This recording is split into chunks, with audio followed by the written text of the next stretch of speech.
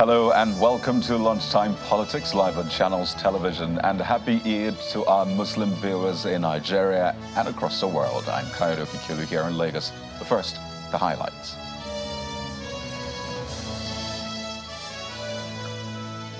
Well, suspended Rex whereabouts unknown. INEC says that Mr. Hudu Yunusa Ari has not been responding to calls from the commissions as police commences investigations.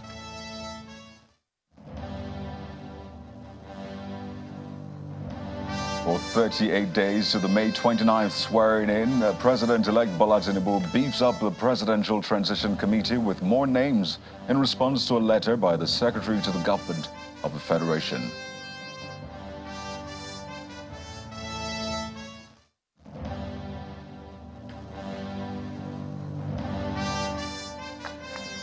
And beyond the inauguration pomp and pageantry, we take a look at the job ahead with a focus on Nigerians' socio-economic rights to housing, education, health, social security, and more.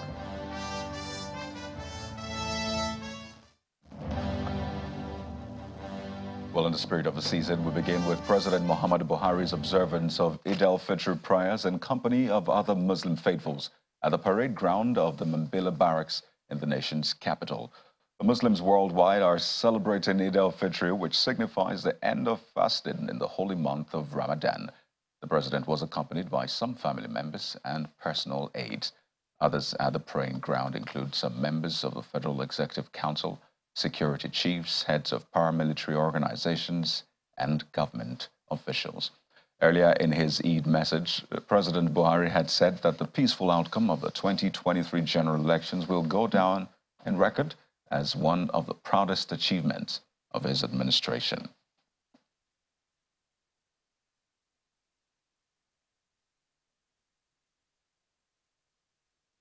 But to electoral matters now. In the aftermath of the supplementary election drama in Adamawa State, the Independent National Electoral Commission, INEC, says that the whereabouts of the suspended resident electoral commissioner, Mr. Hudu Ari, is unknown, as he has not returned the commission's calls or letters. But this is according to the INEC chairman of Information and Voter Education Committee, Mr. Festus Okoye, who says the police is already investigating the issue, and once investigation is concluded, the commission will initiate prosecution. Mr. Ari is one of the 19 commissioners appointed by President Muhammadu Buhari late last year. The Inspector General of Police, and we also wrote to the Secretary to the Government of the Federation. We have received a response from the Office of the Inspector General of Police, and they have already commenced investigation.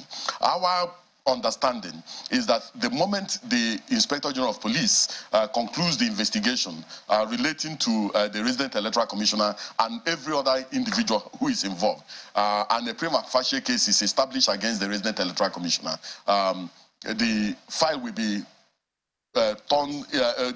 made available to the commission, and the commission will initiate the prosecution of the rec. Well, we don't know where he is because after this particular incident, the commission wrote to him both in writing and also called him on the phone. He never returned any of the commission on Sunday. We didn't see him. We asked him to report on Monday. We didn't see him. So up to this moment, he has not reported, and we don't know his whereabouts. This is the responsibility of the Nigerian police force. If they make a determination that his presence is absolutely needed during the investigation and he's nowhere to be found, it is their prerogative and discretion to declare him wanted. I believe very sincerely that we must have a framework that allows the commission to have both to exercise the power of appointment and the power of discipline of resident electoral commissioners. But if you had the resident electoral commissioner for Adamawa State kept on telling the national commissioners that were deployed to Adamawa State that the way national commissioners were appointed was the way he was appointed, and that the way national commissioners are removed is the same way he is removed, and that he's not answerable to the national commissioners because he was appointed by the president. And I think that we cannot have that type of situation. But what he did is just an aberration. I know that we have very fine resident electoral commissioners commissioners in various states of the Federation, and they know the extent of their powers, and they have been conforming to the duties assigned to them by the commission. So I want to view his behavior as an isolated event and does not represent what our resident electoral commissioners are all about, because I know that some of them worked assiduously to make sure that we delivered on our mandate. Now, prior to this revelation by Mr. Okoye, the president had formally approved his immediate suspension from office, that's Mr. Ari, pending the completion of investigation by the Inspector General of Police on his conduct and actions during the supplementary election.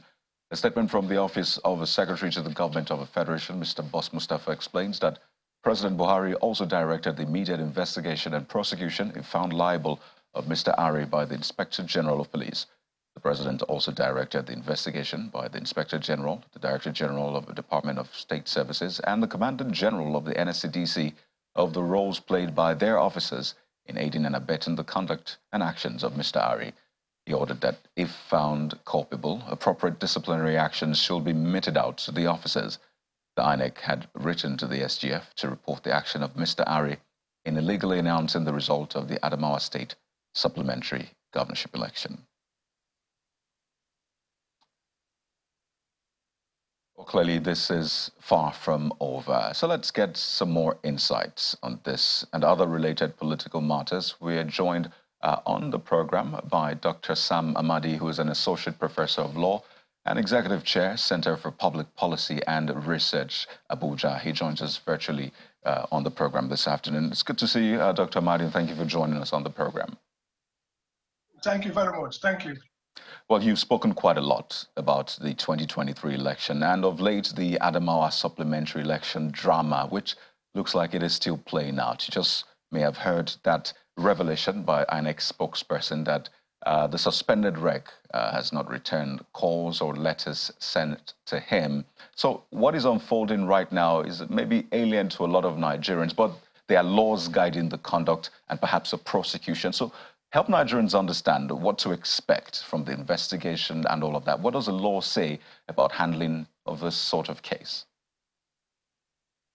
Thank you very much. Well, first is the fact that the REC that appointed the president, the spokesperson, the Commissioner of Information for INEC said, he is appointed or was appointed the same way national commissioners appointed. And so for him to be terminated, what it requires is simply a written address by Mr. President to the National Assembly. It doesn't require him to be there.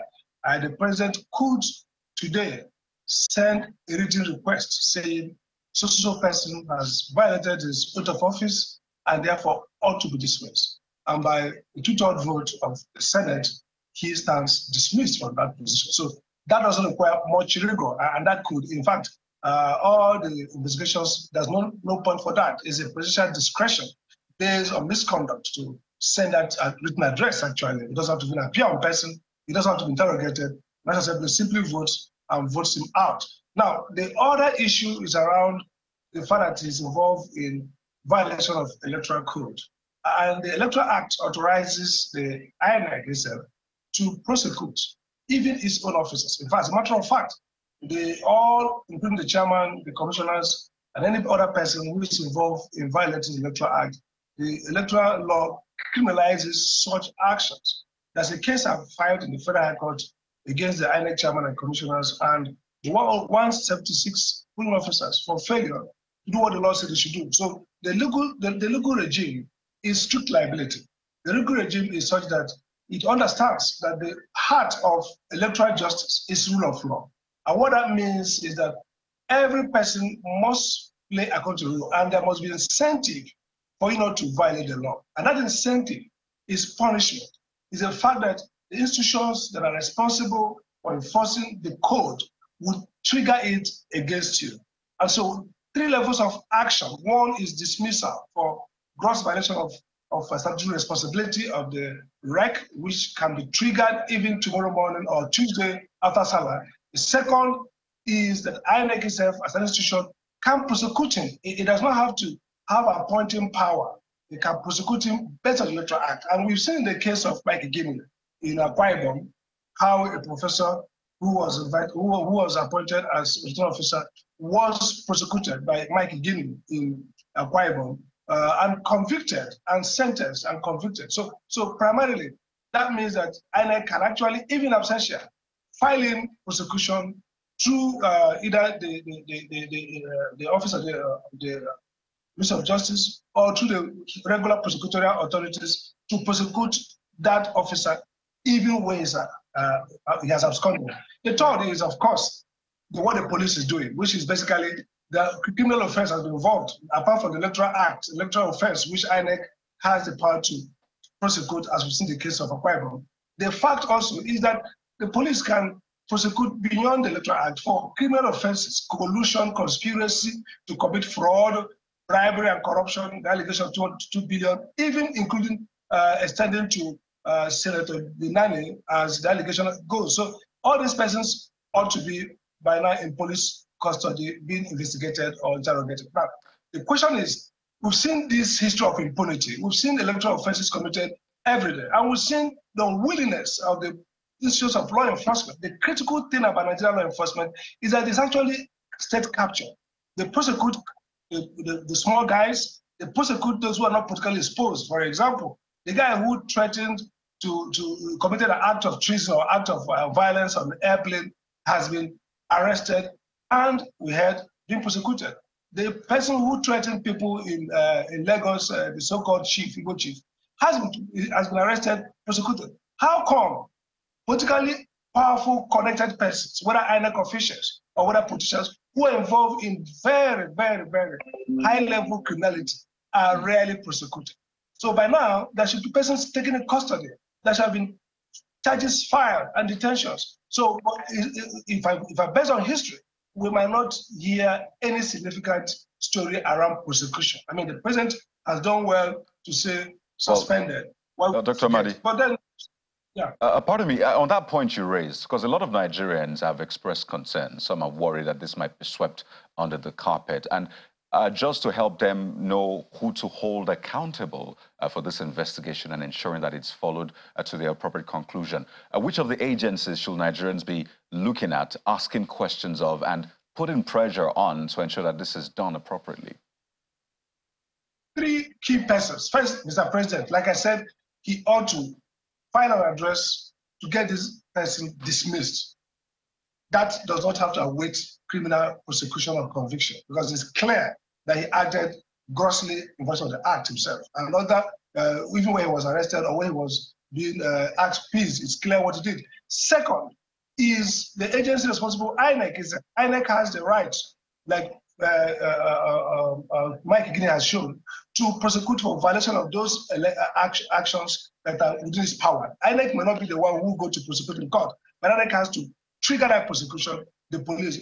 Fundamentally, the police has responsibility now as the agency with unrestrained power of prosecution for any crime based on the Constitution and the Police Amendment Act.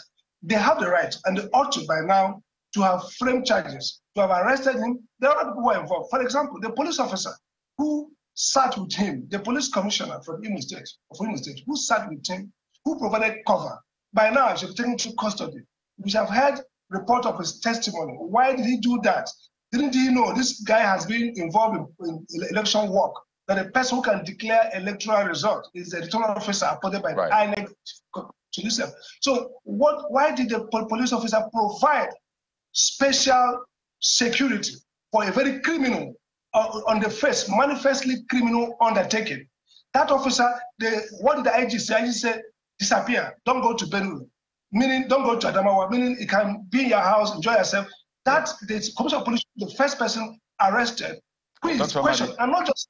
Yeah. Pardon me to pause you there. We're due for a quick break, but we'll wind down. We'll get the closing thoughts on this matter. Plus, I mean, you've had your own fair share of politics as well, and a lot of Nigerians would like to hear from you, perhaps an insider's view on what you experienced. So we'll wind down when we return from this break. So, Dr. Madi, please stay with us.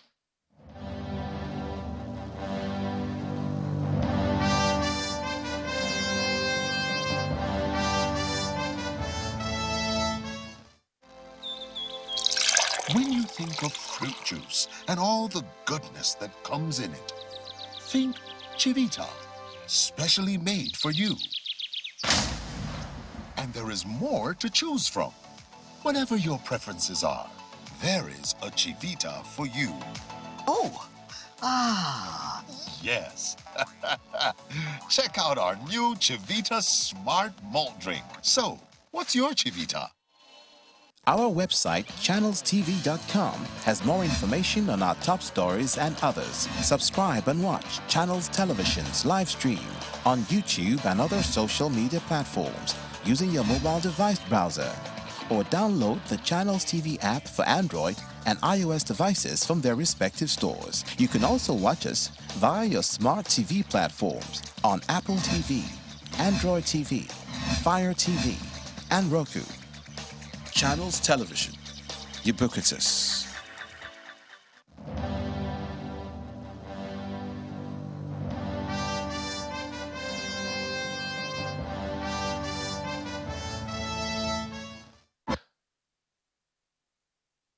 You're welcome back. Let's continue our conversation with Dr. Sam Amadi, Associate Professor of Law, joining us virtually. He's been discussing the Adamawa supplementary election fallout and what is expected of the agencies and even the president himself. Dr. Amadi, thank you for staying with us. I know that, would expect them to see the actions of these agencies and the president, which you mentioned, in the coming days with those responsibilities you've laid on their tables. But Nigerians would like to know the aftermath of the Imo Labour Party governorship primary, what played out. You were a major part of that. A lot of young people were rooting for you, supporting you. You put out a statement thanking them. But you pulled out in that primary and offered your support for another aspirant who eventually did not emerge, one of the candidates of the party, because we understand that there were different primaries. But tell us, did INEC actually monitor the one you participated in? Because we understand that 4 candidates came out eventually.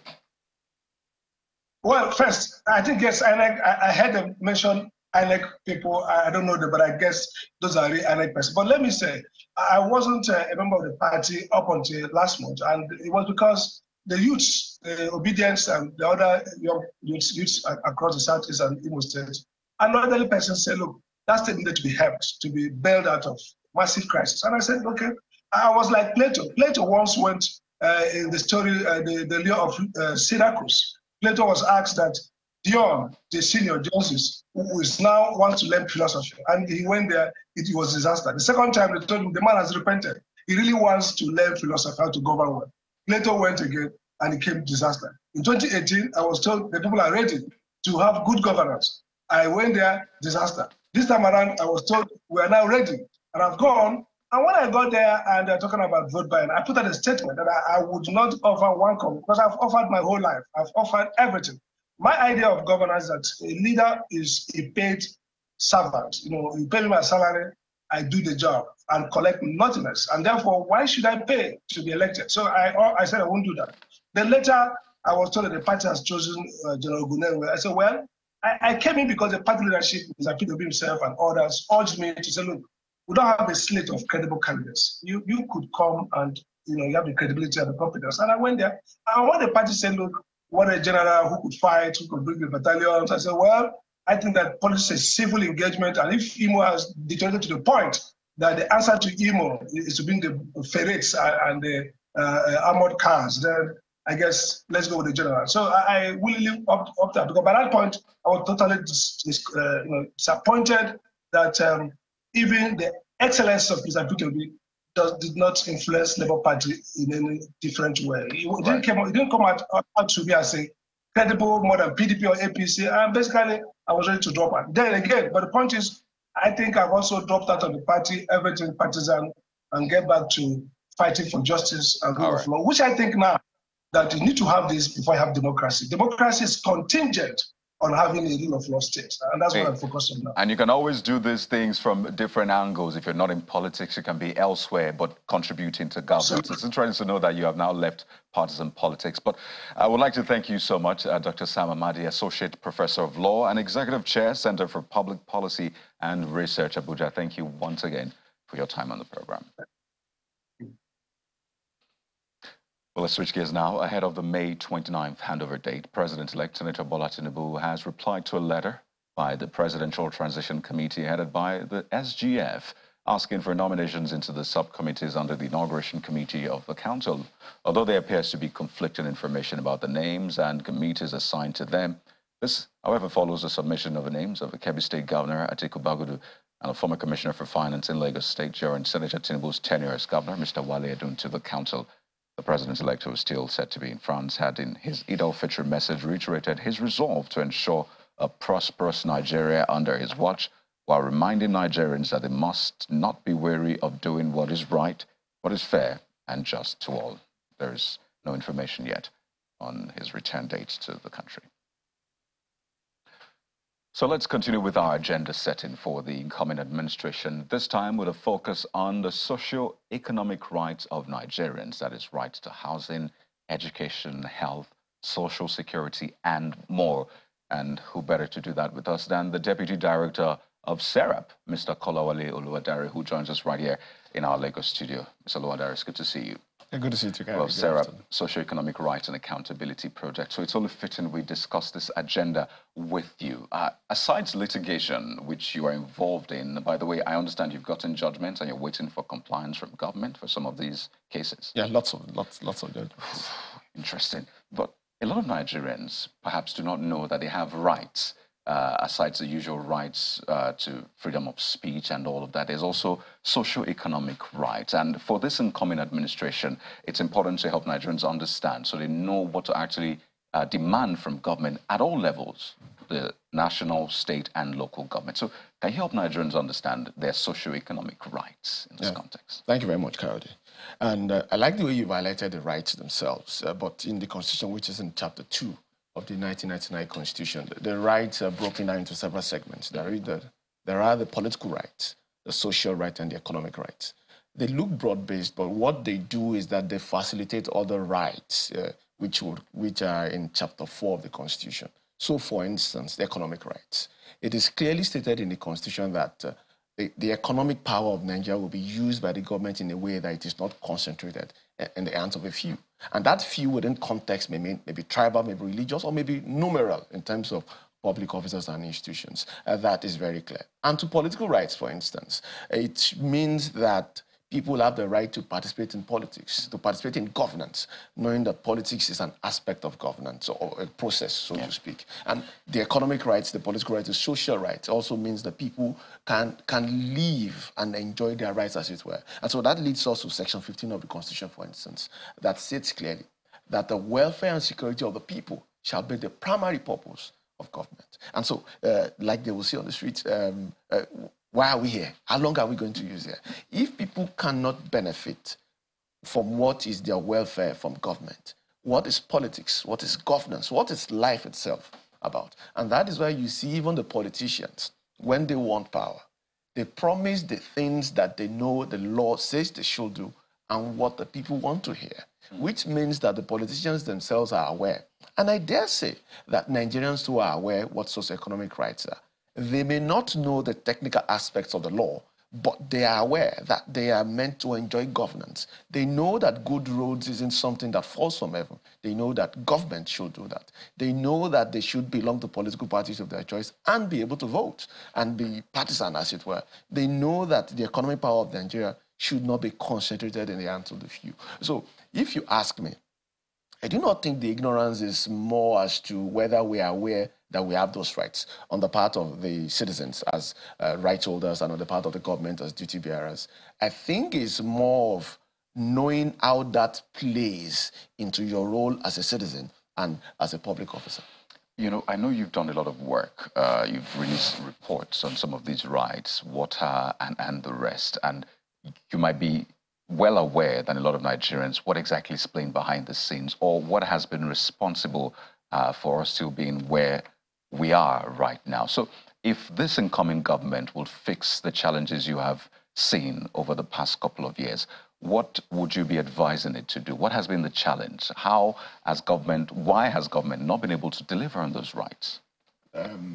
Basically, I would say to highlight the point will be transparency and accountability. But since we're having a broader conversation on agenda setting, I think we can put it in this context. First, we look at socioeconomic rights. Second, we look at the rule of law. And thirdly, we have to look at transparency and accountability. And as a subset of all this, we can look at security. I would highlight those 4 important points of agenda setting for the incoming administration. However, it is resolved by the Supreme Court. We've spoken about socioeconomic rights. We can talk about the rule of law, for instance. It would mean that the government obeys the law. The laws are clear as they are. They are not perfect. And for context, it would mean that judgments of courts are obeyed. SERAP has more than 11 judgments against government, not only this administration, by the way, that is yet to be enforced. And so I guess there are tons of them out there that government is yet to obey. Yet the same government obeys political judgments with the speed of light. It would mean that institutions are strong and they are capable. It would mean that, for instance, INEC and the police and law enforcement agencies are institutions that can thrive and perform their actions and not be subject to political manipulation. It would mean that agencies of government stand and they are independent and they are strong to be able to do their job. And that may require some sort of legislative intervention by new laws, but there must be political will to even obey the laws as they are. And thirdly, we can look at transparency and accountability, which I want to highlight as a focal part of what we do as SERAP, which is very important for any aspect of governance. It would mean that government uses the resources that we have efficiently. It means that our deficit, budgetary deficit nationally will reduce. And definitely, even the loan, the public debt profile will reduce because government is accountable for every penny. And I think it's very important that we do that. And it's very important for the incoming administration, right from the president to the governors and even the local government chairman, to also set that, call it political will, personal political will. And a very good example would be asset declarations, for instance. You know, I'm so much enjoying this conversation, but we have to wrap up. Clearly, the work of government at all levels, I'm glad you mentioned that, is really cut out for them. But we'd like to thank you so much for sharing some part of the work you do. Mr. Kolawole Oluwadare, the Deputy Director at Socioeconomic Rights and Accountability Project, SERAP. Thank you once again for your time. Thank you, God. Well, let's just take you through this one. A civil society coalition is asking Nigerian youths to embrace tolerance and allow the democratic process to develop to maturity, especially in the face of issues emanating from the just concluded general elections in the country. The coalition held a lecture in Jos, Plateau State, north-central Nigeria, to sensitize the youth on the need to remain faithful and committed to the democratic process and avoid situations and actions that might lead to disruptions in the process.